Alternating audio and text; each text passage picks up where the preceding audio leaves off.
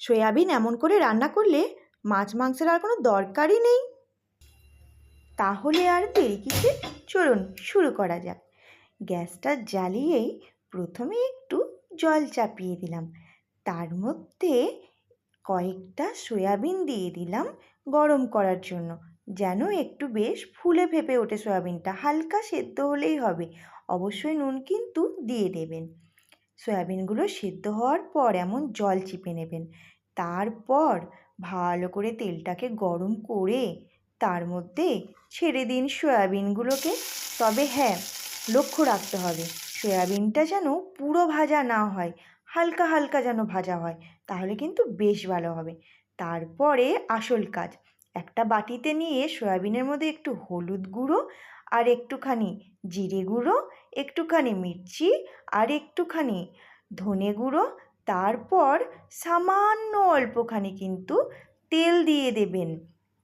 তারপরে নেক্সট সামান্য পরিমাণে নুন, আর অবশ্যই কিন্তু টক দই এনে রাখবেন। টক দইটাকে কিন্তু বেশ ভালো করে ফাটিয়ে নিয়ে তারপর সয়াবিনের মধ্যে বেশ পরিমাণ মতো দিয়ে ভালো করে ওটাকে ম্যারিনেট করে রেখে দেবেন।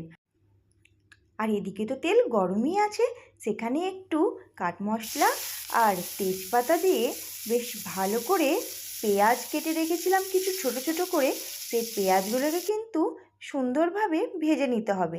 আর পরিমাণ মতন ঝাল দেওয়ার জন্য বেশ কটা কাঁচা লঙ্কা কেটে রেখেছি, এগুলোকে হালকা মোটামুটি লাল লাল করে ভেজে নেওয়ার পর ওর মধ্যে কিছুটা হলুদ গুঁড়ো আর একটুখানি জিরে গুঁড়ো, সামান্য পরিমাণে কিন্তু নুন, বেশি নুন দেবেন না, তার কারণ হচ্ছে সয়াবিনে কিন্তু অলরেডি নুন দিয়েছি, আর একটুখানি আদা রসুনের পেস্ট।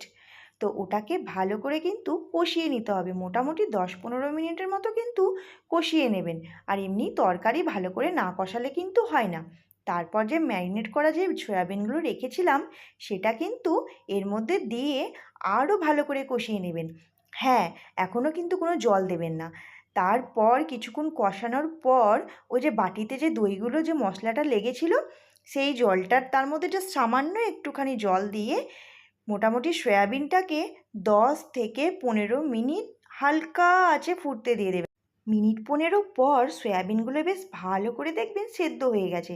তারপর একটুখানি গরম মশলা দিয়ে নামিয়ে নেবেন। তারপর ব্যাস আর কি, বাড়িতে তো আছেই ধনেপাতা, বেশ সুন্দর করে ধনেপাতা দিয়ে এরকম বেশ ডিজাইন করে একটু সাজিয়ে দেবেন।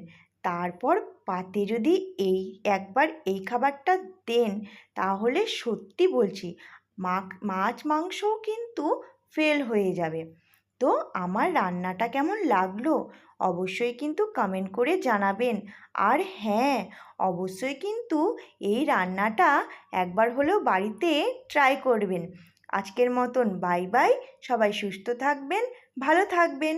Thank you so much.